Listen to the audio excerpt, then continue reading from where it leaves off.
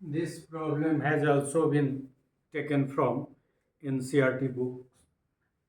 NCERT का जो 10th का बुक है उसी से लिया गया है एंड दिस इज एक्सरसाइज 11, मतलब जो एक्सरसाइज 8.1 है उसका ये 11वां प्रॉब्लम है 11th।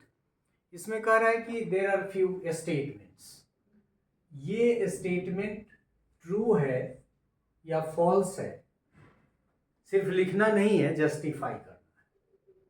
थोड़ा ध्यान देना पड़ेगा और ध्यान देंगे तो क्लियर हो जाएगा। ये पहला स्टेटमेंट है कि the value of tan a is always less than 1, मतलब tan a का मान कितना होता है, tan a is always normal by base. ये नॉर्मल और बेस का रेशियो है, मतलब ये किसी भी कंडीशन में 1 होगा या नहीं होगा, मतलब हर कंडीशन में 1 होगा या नहीं होगा। ये तभी होगा जब हर कंडीशन में नॉर्मल का मान बेस से ज़्यादा होगा। क्या ऐसी संकल्पना की जा सकती है कि हर कंडीशन में ट्रायंगल में नॉर्मल बेस से बड़ा ही होगा?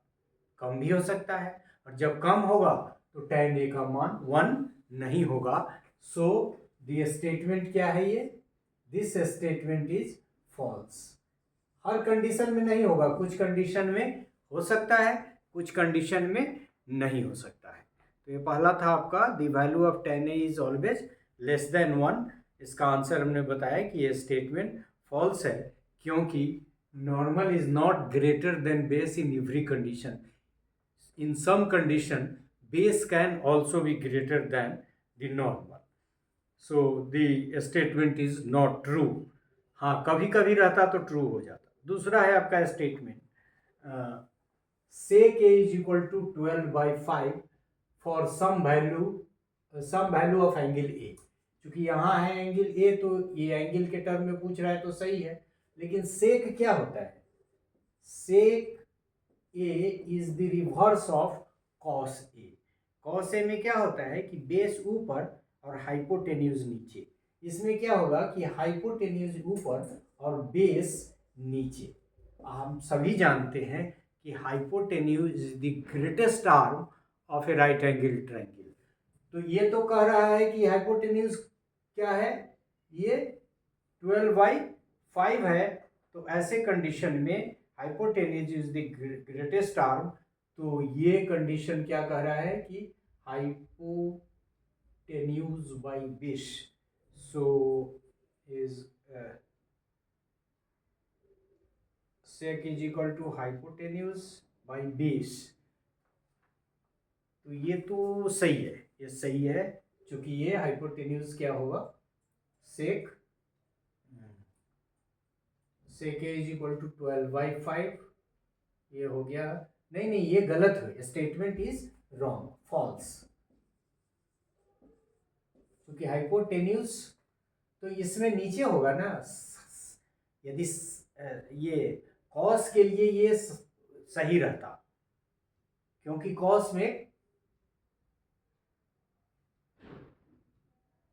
कर्ण नीचे होता है और इसमें कर्ण ऊपर है। सेक ए क्या हो जाता है, ये आधार बटा कर्ण।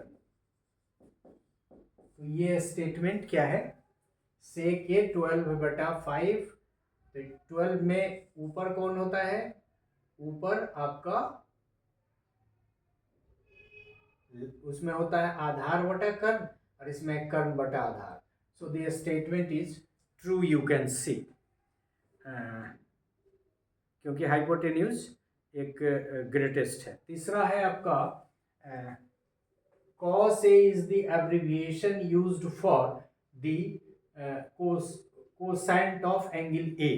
कैसे, ये तो सॉरी यहाँ हमने फॉल्स लिख दिया है, ये ट्रू हो जाएगा, ये true, it's true, second is true.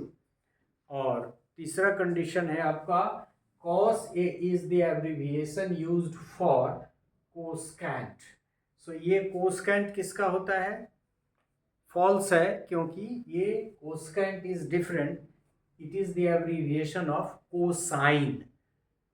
मतलब cos A एब्रीविएशन है किसका, कोसाइन का, तो कोसाइन का जब एब्रीविएशन है तो कोसकेंट का ये नहीं है, so it is a false statement, it is a false statement. Next है आपका cot A is the product of cot and A, ये दोनों एक साथ है, अलग नहीं हो सकता है, क्योंकि ये cot का वैल्यू बिना एंगल के हो ही नहीं सकता है, सो cot and cot A is not separated, it cannot be separated, otherwise it is meaningless। ठीक है। लास्ट है आपका sine theta is equal to 4/3। Sine theta क्या होता है, साइन थीटा हमेशा होगा लंब बटा कर्ण, और ये कर्ण सबसे बड़ा आर्म है, इसलिए ये नीचे नहीं हो सकता है, मतलब लंब से छोटा कर्ण नहीं होगा, लिहाजा ये स्टेटमेंट भी फॉल्स है, और ये भी आपका फॉल्स था क्योंकि नहीं हो सकता है।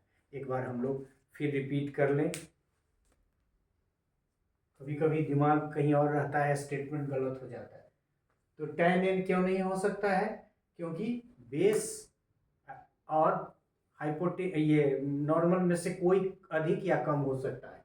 इसमें क्या है कि ये आपका बेस बाई हाइपोटेन्यूज होता है, कॉस का वैल्यू चूंकि सेक है तो सेक का वैल्यू हाइपोटेन्यूज बाई बेस होगा, हाइपोटेन्यूज हमेशा बेस से बड़ा होगा, इसलिए ये स्टेटमेंट क्या है, ये स्टेटमेंट ट्रू है, इट्स ए ट्रू स्टेटमेंट। तो ये स्टेटमेंट आपका ट्रू हो गया। ये कह रहा है cos is the abbreviation used for cosecant, नहीं कोसाइन होता है उसका ये है, तो ये स्टेटमेंट भी आपका फॉल्स है। cot A is the product of cot and A, no it cannot be separated, so it is a false statement। again sin theta is equal to 4/3, लंब बटा कर्ण, कर्ण हमेशा बड़ा होगा, तो ये नीचे वाला ज़्यादा बड़ा यदि होता तो हम मान सकते थे कि वैल्यू सही है या it's a true statement, so this is also a false statement. ये आपका एक्सरसाइज का जैसा कि हमने बताया कि ये 11वां प्रॉब्लम तो था ही, अंतिम प्रॉब्लम ही था एक्सरसाइज का, और इसको हम लोगों ने सॉल्व कर लिया। तो इस तरह से हम लोगों ने, अब एंगल के वैल्यू के टर्म में तो ट्रिगोनोमेट्रियल रेशियो का प्रॉब्लम है कि sine 30 plus sine cos 30 is equal sine square theta plus cos square theta की जगह पर 90 डिग्री 60 डिग्री थीटा की जगह पर वैल्यू देके उसका वैल्यू कैलकुलेट करना हो तो अलग बात है। अदरवाइज ये ट्रिगोनोमेट्रियल रेशियो का ये जो पार्ट था जिसमें डिफरेंट वैल्यूज को नॉर्मल हाइपोटेन्यूज और बेस के टर्म में पुट करके निकालने का कंसेप्ट था, that we have completed.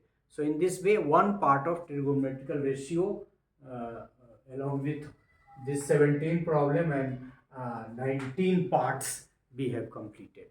So thank you for this part and thank you for all the related parts which we have gone through. Thank you.